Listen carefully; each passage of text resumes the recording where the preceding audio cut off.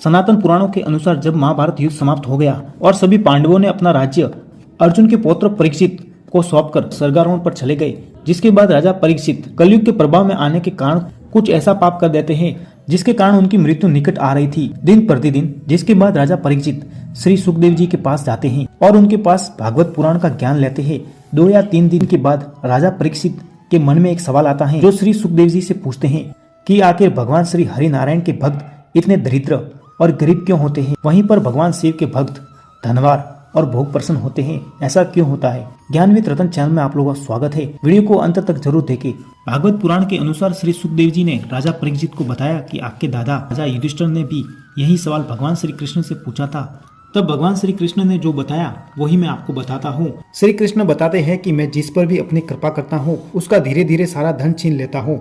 जब वह निर्धन हो जाता है तो उसके सभी संबंधी उसको छोड़ के चले जाते हैं। फिर वह धन के लिए कुछ प्रयास करता है तो मैं उसके प्रयास को भी विफल कर देता हूँ। जब उसका मन धन कमाने से विरक्त हो जाता है जिसके कारण वह धन को दुख समझकर वह मेरे प्रेमी भक्तों से आश्रय लेकर उनसे मेल जोल करता है, तब मैं उस पर अपनी कृपा की वर्षा करता हूँ। मेरी कृपा से उसे परम ब्रह्म सच्चिदानंद की प्राप्ति होती है। इसी तरह मेरी साधना बहुत कठिन है। इसी कारण साधारण लोग मुझे छोड़कर मेरे ही दूसरे रूपों की आराधना करते हैं। दूसरे देवता आशुतोष हैं जिसके कारण वह जल्दी ही पिघल जाते हैं और अपने भक्तों को झटपट धन वैभव और साम्राज्य दे देते हैं। उसे पाकर वह लोग उदंड और प्रमादी और अहंकारवश अपने ही देवता को भूल जाते हैं, साथ ही उनका तिरस्कार भी कर देते हैं, जिसके कारण बाद में वह लोग पछताते हैं।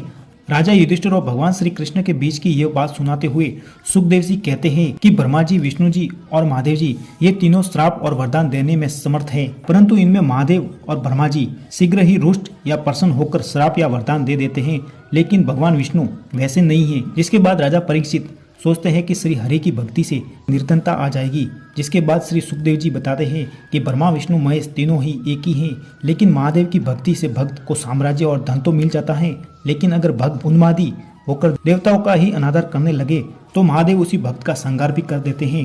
परंतु श्री हरि नारायण किसी भी भक्त पर तुरंत कृपा नहीं करते, पहले उस भक्त को उस लायक बनाते हैं। भगवान विष्णु अपने भक्तों से अपार प्रेम करते हैं और भगवान विष्णु नहीं चाहते कि उनका भक्त उन्हें भूल जाए। जब भगवान विष्णु की कृपा अपने भक्त पर होती है तो अपार धन और साम्राज्य उस भक्त को देते हैं। उदाहरण के तौर पर आप देख सकते हो श्री कृष्ण भक्त सुदामा, श्री कृष्ण भक्त मीराबाई, श्री कृष्ण भक्त नरसिंह भगत। भगवान श्री हरि नारायण की कृपा आप पर बनी रही। आशा करता हूँ हमारा वीडियो आपको अच्छा लगा हो तो लाइक करें, ज़्यादा से ज़्यादा शेयर करें और साथ ही चैनल को सब्सक्राइब जरूर करें।